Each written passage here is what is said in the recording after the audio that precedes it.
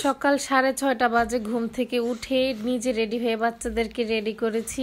দুইটা বাচ্চাকে আমি একটা ফোঁটা পানিও খাওয়াই নিতে পারি নাই, নিজেরাও কিছু খাইতে পারি নাই। এত সকালে আসলে চাইলেও কিছু খাওয়া যায় না।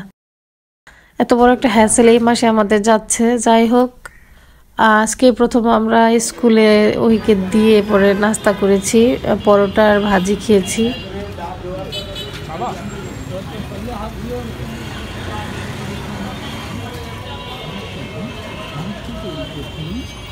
তারপরে তো মেন রোড দিয়ে সাইড দিয়ে দুজন হাঁটতে হাঁটতে রাইস্তাকে নিয়ে ওহির স্কুলের দিকে আর যাচ্ছি।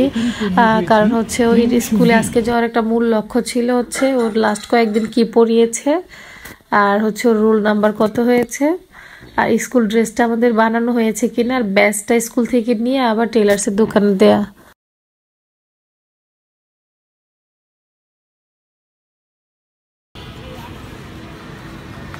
আমাদের তো ব্যাচ নিয়ে আবার টেলার্সে দিয়ে যেতে হবে না।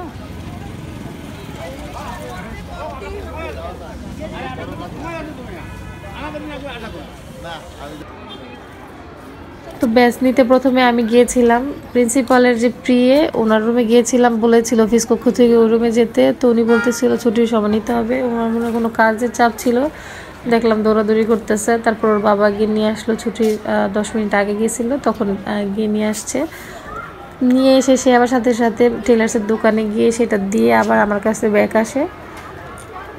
তো এর জন্য আমি গেটে অনেকক্ষণ দাঁড়িয়েছিলাম। ফারিস তো এরকম বোনের জন্য দাঁড়িয়ে ছিল, তখনই দেখতে পাচ্ছিল যে তার বড় আপুর এরকম স্কাউটের যারা আছে তারা কি বলে পিটি করতেছিল। সে দেখে খুব মজা পাচ্ছিল।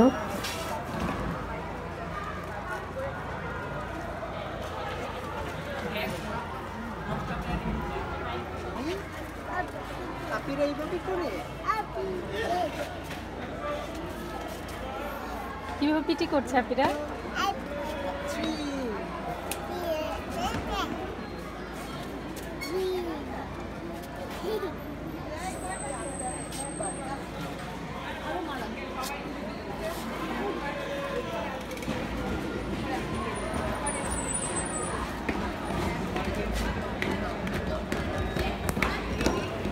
ওহি যখন আমাদের কাছে চলে আসে ছুটির পরে 11টার দিকে, তখনই আমরা ওকে নিয়ে সাথে সাথে করে, ও বলতেছিল চিপস খাবে, চিপস কিনে দিলাম। দেওয়ার পরে হচ্ছে রিক্সা নিয়ে খুব দ্রুত আমরা আবার মেট্রোতে আসি।